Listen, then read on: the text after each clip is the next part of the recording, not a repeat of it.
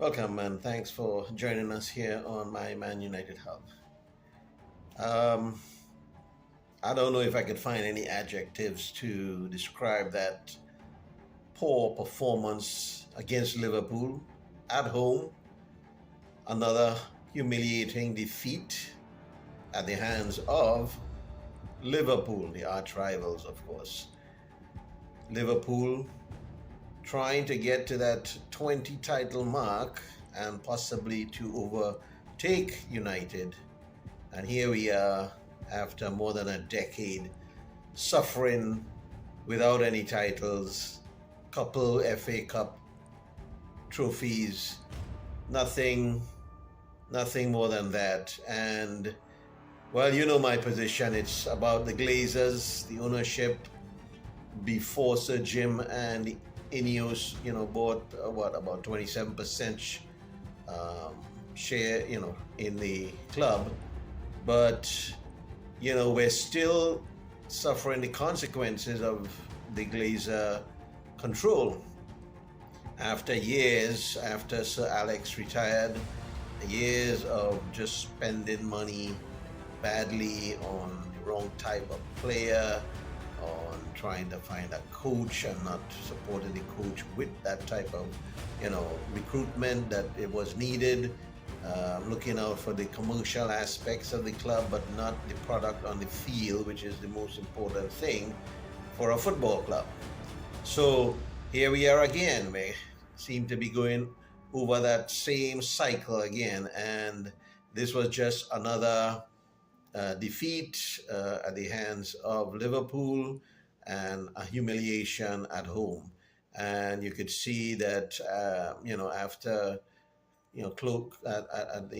coming to the nearing the end of the game, or, even just after the half, fans were streaming out, supporters leaving, and I think, about 20, 25,000 people were left looking at that debacle.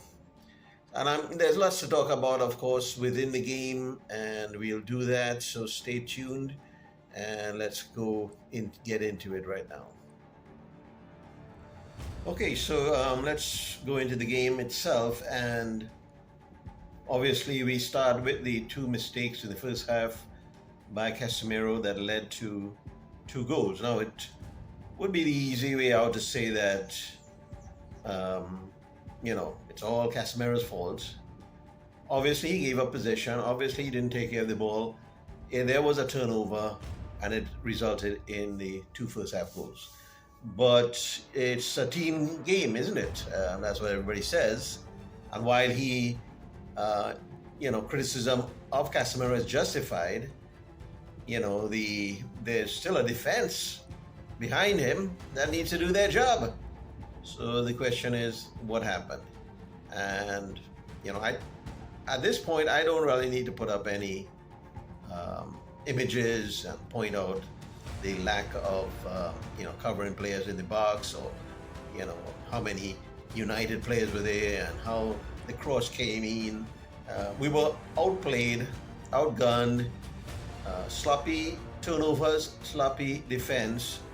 We lost the game because Liverpool were 100%, 10 times better than Manchester United. But it's something we've seen before. This is like deja vu, this movie, we've seen it over and over and over again for the past decade or so. And something needs to change, something needs to be done about that. Okay, so were there any positives? Perhaps. I think Mazraoui sort of, again, equipped himself pretty good on the right-hand side of the defense. Zirkzee showed that he has potential up front. He had a couple good chances. The header, it could have been, he did his best in terms of, but it should have been down and to the side of goalkeeper Alisson. It was a little too close to him.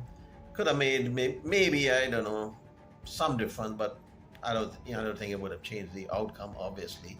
But at least it would have given United some sort of momentum and in the game for the rest of the game too. So, and it would have shown a little bit of fight back and a little bit of well, we're here to compete. But it didn't happen, and so it was again totally outplayed by our rivals, Liverpool, and we have to deal with it.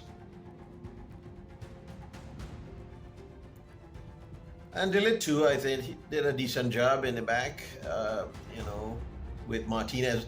Also, besides looking at Casemiro's mistakes, Martinez actually gave up the ball sloppily a couple of times, and fortunately, there was no consequence to it. So that's something that needs to tighten up. This really is a repeated pattern that is taking place, where coming out of the back and transitioning through the midfield, a lot of times United just give away possession too easily, too sloppily, and you can't do that, especially when you're playing the top teams that will take advantage of those types of giveaways and turnovers, and they'll punish you, and they make you pay. And Liverpool did just that for the first couple goals, and I think that there's a lot of work for the coach Ten Hag to do in terms of drilling into the players' minds that controlling possession, securing the ball, making sure that you don't give it away easily, that's a priority. And there were a lot of times too that United got away with it, in terms of even Onana, the goalkeeper, in terms of the passes coming out of the back.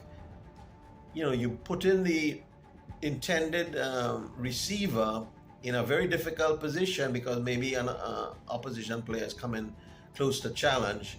And we really need to sort of get back to some fundamentals in terms of passing, and especially coming out of the back, where the ball is being taken care of and you can't be giving up possession that easily. Now, there's been a lot of question marks in terms of Bruno Fernandes and whether he should be captain, whether he should have been named captain in the first place, and why is he retaining the captaincy? That's a good question. I really don't know the reason behind him still being the captain.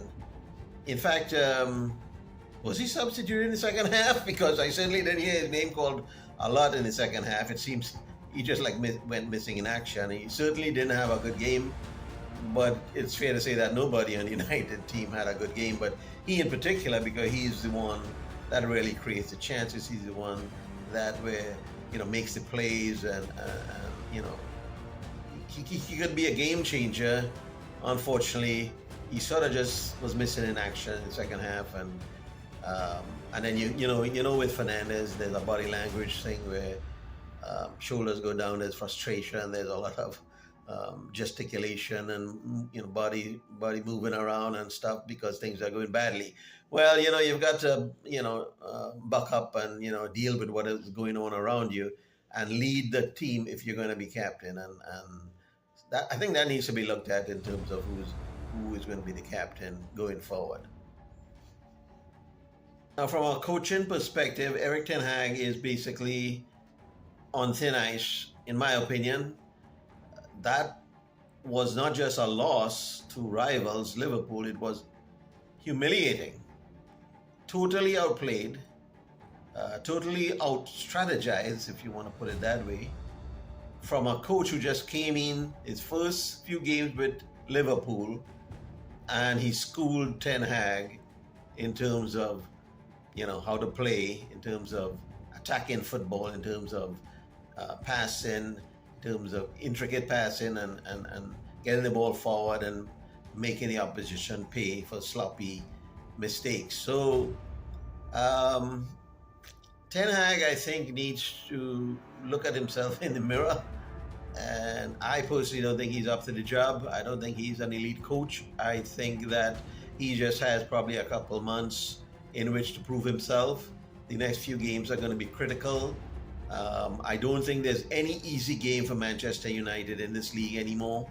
They are so poorly coached, in my opinion, that they could be playing the 20th or the 19th team on the table, and it'll be tough.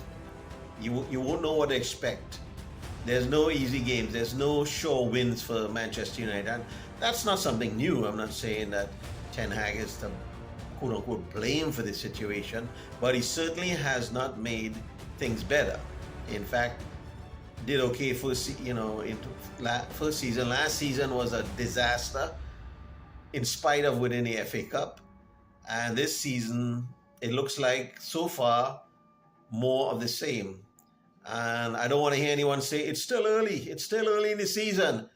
Actually, it's not that early when you look at the kind of football they're playing and the results so far. They're already way behind and will fall further behind unless things dramatically change in the next few games.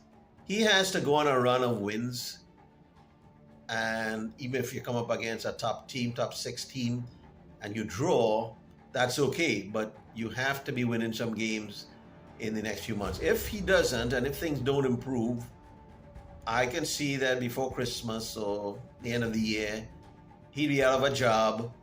And in my opinion, Ruud van Nistelrooy would be named interim coach.